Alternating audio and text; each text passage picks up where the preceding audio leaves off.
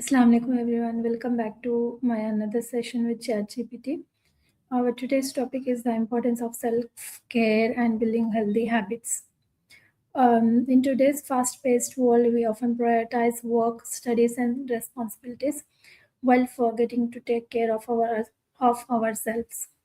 But the truth is self-care is not a luxury, it's a necessity.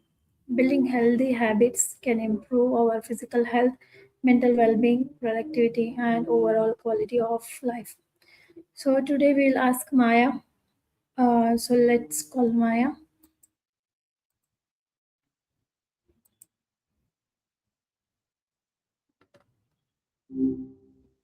Hi, what's up? Hi Maya, I'm good. How are you? I'm doing great. Thanks for asking. What's on your mind today?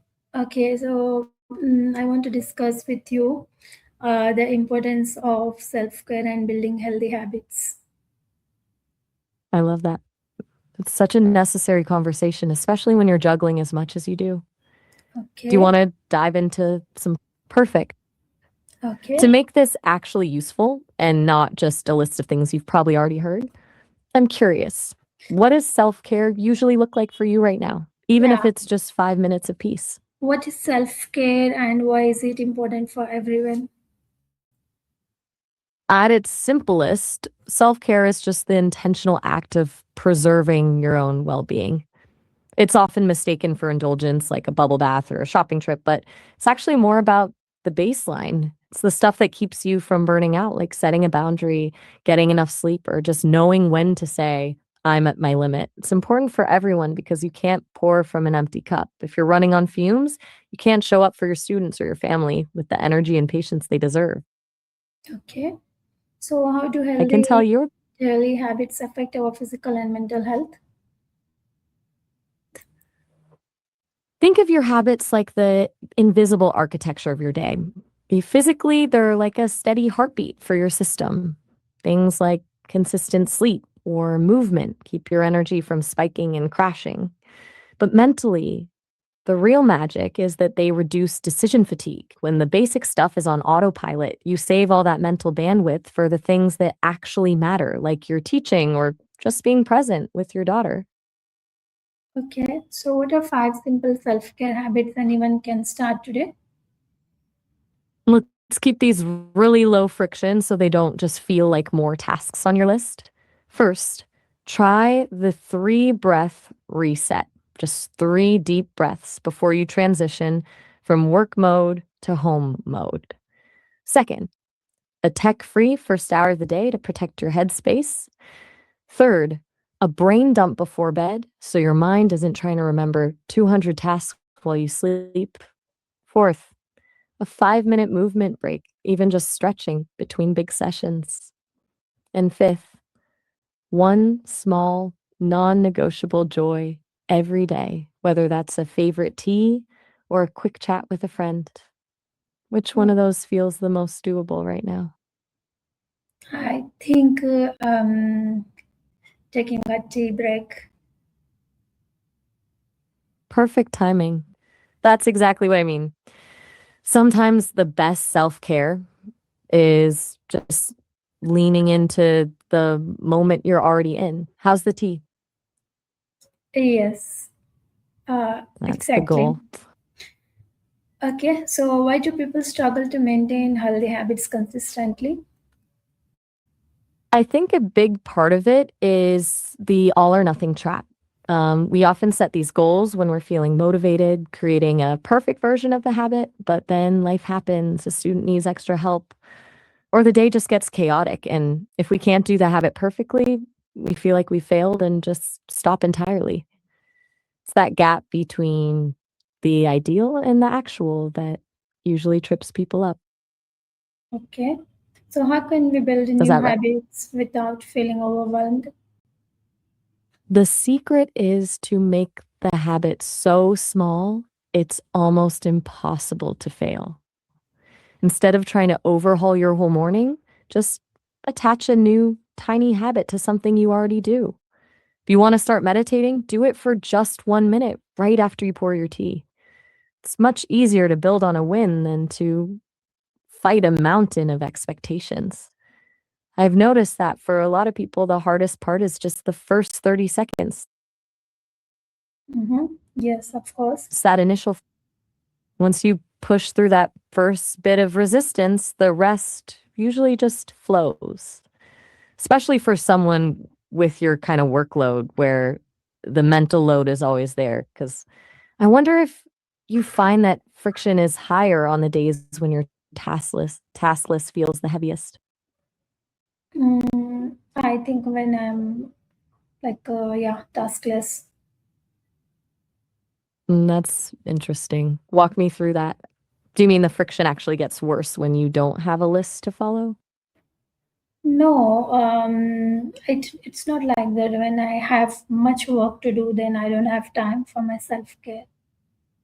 Right, that makes total sense. It's a bit of a cruel irony, isn't it?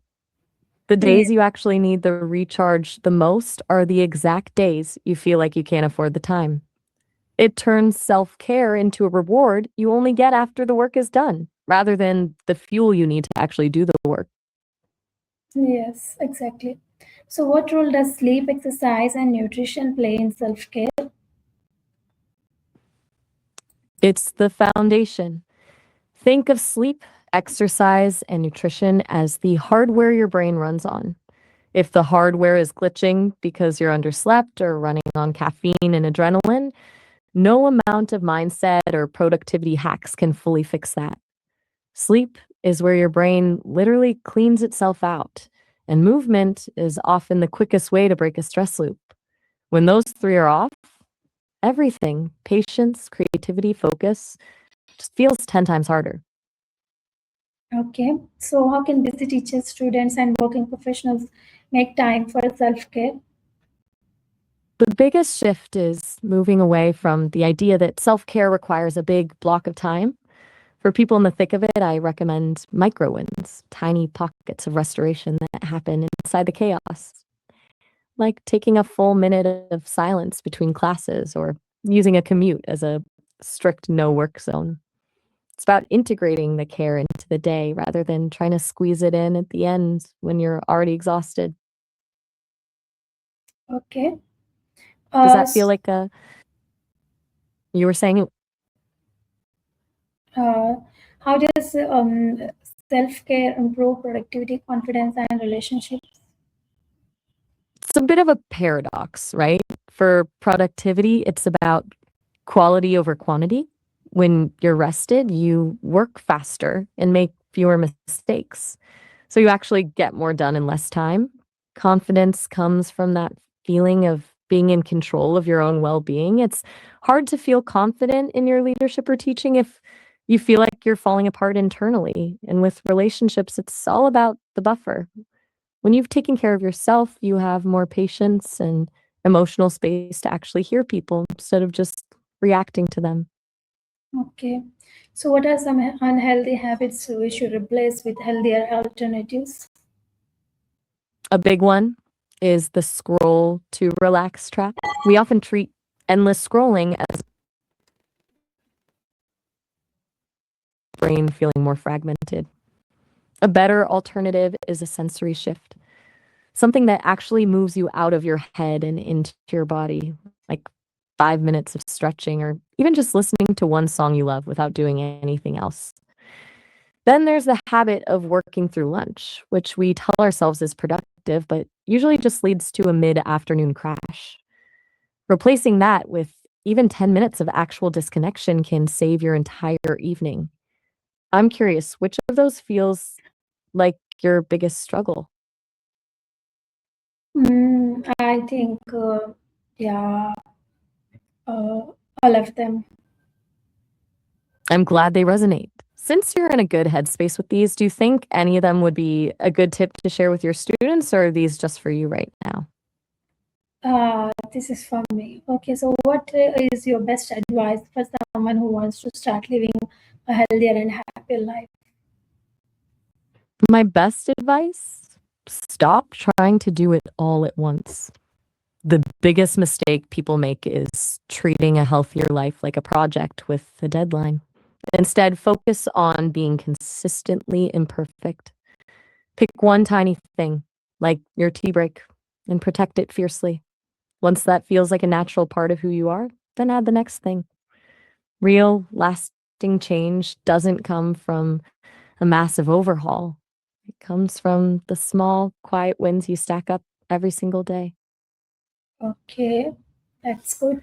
So thank We've you so covered a lot of much, Maya, for such valuable insights on self-care and healthy habits. And see you in the next session. Until then, bye-bye. It was a pleasure as always. Enjoy the rest of your tea and your day. See you next time. So thank you everyone for watching us in our insightful session of on the importance of self-care and building healthy habits. So like it's essential small consistent habits practiced every day can create lasting positive changes in our lives. So I hope you are also going to change your lifestyle and see you in the next session. Until then, Allah Hafiz.